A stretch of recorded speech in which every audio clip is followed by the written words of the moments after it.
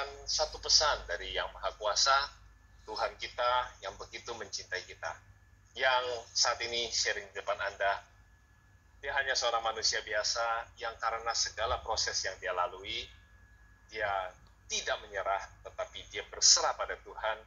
Dan Tuhan hari ini hadirkan di tengah-tengah kalian, bukan karena kehebatan dia, tetapi untuk menyampaikan satu hal, bahwa Tuhan mencintai saudara dan saudari semua. Tuhan mengerti air mata, mengerti kesusahan, mengerti kondisi pandemi corona yang tak kunjung usai ini, mengerti bahwa mungkin Anda tidak bisa berkata apa-apa lagi, tidak tahu kemana harus berharap. Bekerja baik-baik tadinya kena PHK.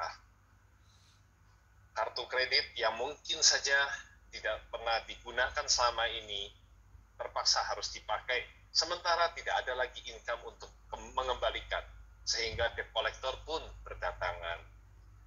Masih ada lagi tekanan-tekanan hidup, kadang-kadang ada anggota keluarga yang sakit, uang tabungan tidak banyak lagi, harus memilih antara menyelamatkan, menyembuhkan, dan sebagainya. Banyak hal yang datang dalam hidup kita, menekan seakan-akan, Tuhan, Engkau ada di mana? Sama seperti murid-murid Tuhan Yesus yang bertanya satu saat ketika mereka di dalam kapal yang ditumpangi bersama-sama, di situ Tuhan Yesus kita tahu dia tidur, dan mereka mencari Tuhan. Kemana Tuhan dikala mereka menghadapi datangnya badai dan angin ribut? Ternyata Tuhan tidur. Dan ketika mereka bangunkan, Tuhan dengan tenang, dia bisa meneduhkan semua badai itu. Nah, sama seperti yang terjadi dalam hidup kita, hari ini kita tidak pernah mengerti apa yang terjadi. Tapi banyak di antara kita sebagai anak-anak Tuhan, daripada kita mempermasalahkan di depan Tuhan terus-menerus, membawa air mata, membawa semua kesusahan, itu tidak apa-apa di dalam doa Anda. Tapi sekarang, Kotomi ingin menyampaikan kepada semua, mengapa kita tidak coba merancangkan, berdiskusi dengan Tuhan tentang kelimpahan berkat yang bisa Tuhan siapkan buat kita.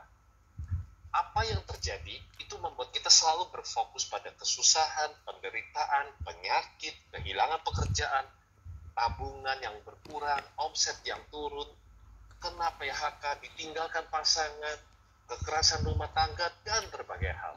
Semua kita bawa dalam air mata. Tiap malam, tiap saat, kita semestinya hanya datang ke Tuhan dengan segala masalah kita. Tapi, bukankah kita juga punya pilihan untuk bercakap-cakap sama Tuhan, berdiskusi sama Tuhan, tentang kita ini sebagai manusia berdosa yang sudah dikutuk. Tapi Tuhan dengan rela menebus kita. Dan Tuhan katakan bahwa kita adalah anak-anaknya yang sudah dimerdekakan. Lalu mengapa kita tidak datang kepada Dia berdoa, membicarakan tentang kelimpahan berkat, membicarakan tentang kesembuhan, membicarakan tentang pekerjaan yang pasti nanti akan didapatkan. Mengapa kita tidak mengajak orang tua yang begitu mencintai kita untuk membahas hal-hal yang begitu indah dalam hidup kita? Mengapa kita membiarkan neraka di dalam otak kita yang berputar terus-menerus? Betapa menyeramkan kalau besok debt collector datang. Betapa menyeramkan kalau nanti penyakit ini datang ke rumah saya. Betapa menyeramkan kalau saya udah gak punya tabungan. Terus-menerus kalau itu kita bawa dalam percakapan dengan orang tua kita. Saya tanya kepada saudara-saudari semua, siapa orang tua yang senang dengan anak-anak yang seperti ini? Kemana imanmu? Bukankah Tuhan katakan kepada kita semua, di mana imanmu? Di mana engkau mempercayai? Kotomi rasanya mudah buat Anda katakan seperti ini. Baiklah, tentu saya harus ada satu testimoni. Sebagai anak-anak Tuhan, kita harus bisa menceritakan betapa mulianya Tuhan membawa kita melalui badai kehidupan.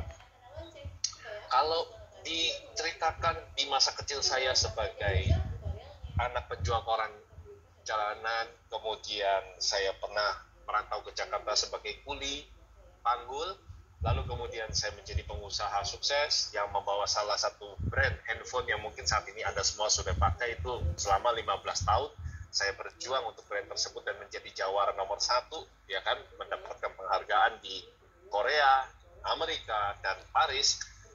Bukan tentang itu. Itu semua Anda bisa dengarkan di dalam YouTube. Anda tinggal cari Tommy Wong, Christina Lee, Anda bisa mendengarkan semuanya.